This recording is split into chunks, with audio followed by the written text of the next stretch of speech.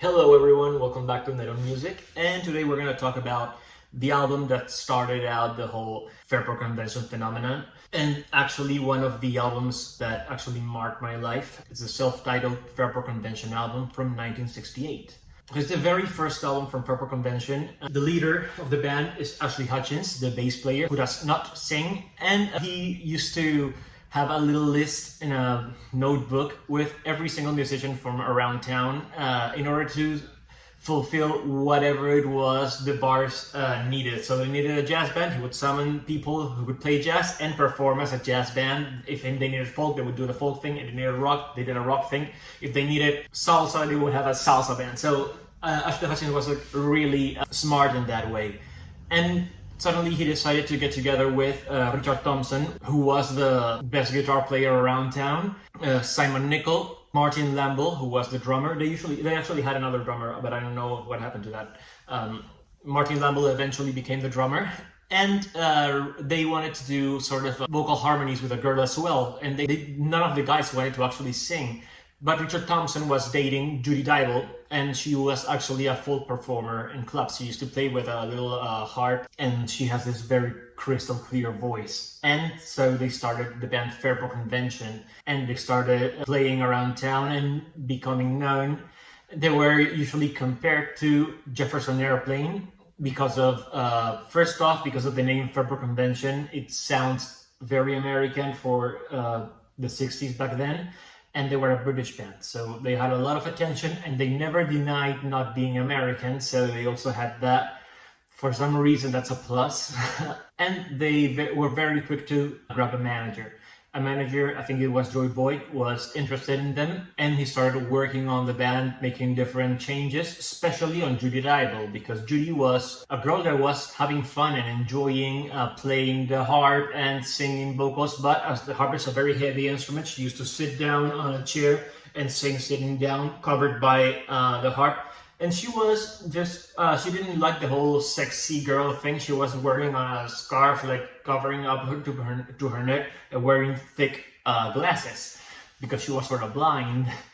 And the manager says, we cannot keep doing this. Judy has to be standing up, looking beautiful in front, and just basically objectifying the girl. Which I think is awful, and she was totally against that, so she started to have not such a good time. Still, as the solo lead vocalist on almost every song, she still had a lot of attention drawn to her. And even when the guys started playing the instrumentals or performing songs where the guys would take the lead vocals and she would not sing, she became known for sitting at the edge of the stage, started knitting and throwing hats or scarves to the public. So they were like a big thing, especially because of Richard Thompson's guitar playing and Judy Dyble's stage persona. Still, Joe Boyd, the manager, had another idea, which was, okay, none of the guys liked to sing, and he was thinking that Richard Thompson's guitar playing was too amazing and he wanted to put it on front. But since Judy's voice was crystal clear and very delicate, he thought she was gonna get lost, so he hired male singer Ian Matthews to share vocals with Judy. But that share of vocals was actually, I think it was a lie, because in the end, from being the lead singer in the band, she ends up singing two lead vocals on only 3 songs, and Ian Matthews sings the rest. So she was kind of pushed aside. Even the first single, that's called If I Had a Ribbon Bow, was actually sang lead by Judy, but during the recording sessions of If I Had a Ribbon Bow, Ian Matthews was hired, and the manager pushed him to do some spoken word verse in the middle of the song. That sounds really cool, but I think they stole Judy's spotlight. And then they started recording the album. The guys were just beginning to learn to write songs, but I think they actually did a very good job. Half of the album features self-penned songs, and the rest of the songs were, interestingly, they chose songs from people that were still not famous but would become very famous afterwards, like Johnny Mitchell. They picked amazing songs, and they all have a very specific sound, because Richard Thompson's rule for the band was, we are not taking any song that we are going to perform the same way it came. We have to give it a twist, and we have to give it our own personal touch. And I think that's what makes the first album so amazing. Of course, they stick a lot to the San Francisco sound, even though they were British and performing and recording and living in the UK. And they were still compared a lot to Jefferson Airplane, to the point that one of the funniest reviews I have read about this album was, "This is the most cohesive album that Jefferson Airplane has ever recorded." They do sound kind of alike. Of course, Judy Dyble's crystal clear vocals are nothing compared to Grace Slick's roaring, hard, rocking voice. But I think Judy's vocals are amazing and fit the band really well.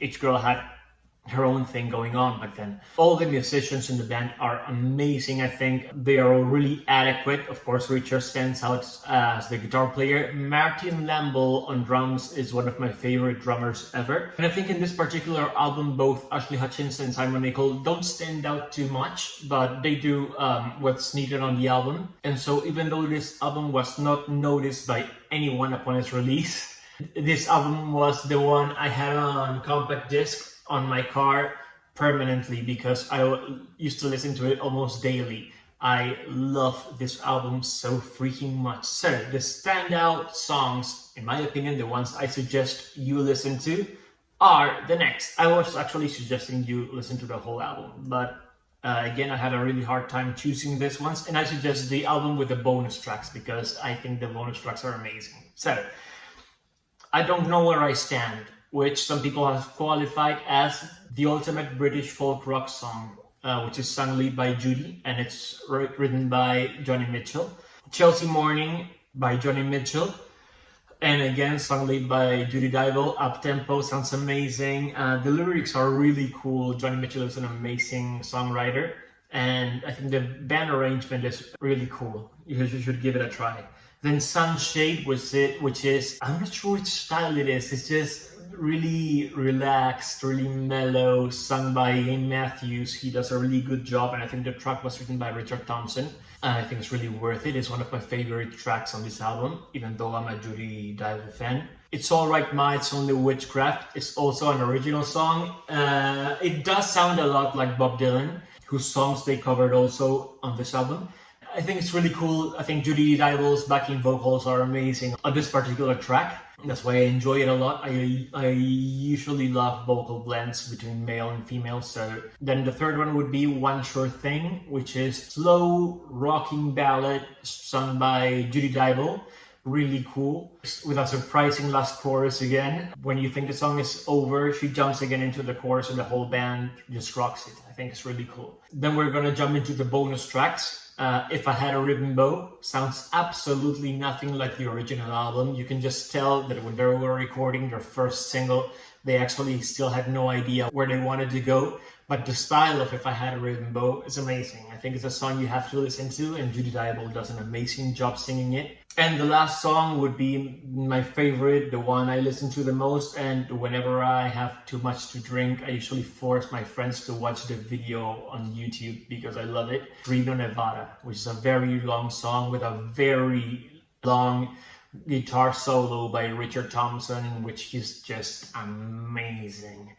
And his shirt is also amazing. I would really like to have a shirt like that. You should check it out on YouTube. Reno, Nevada is definitely worth it. The reception of the album, as I said, was not really good. Nobody noticed it. And the band also did not promote it because Judy Dyble was kicked out of the band almost instantly. I think she was kicked out even before the album was released. I'm not really sure about that, but I think it was really close to the release date of the album.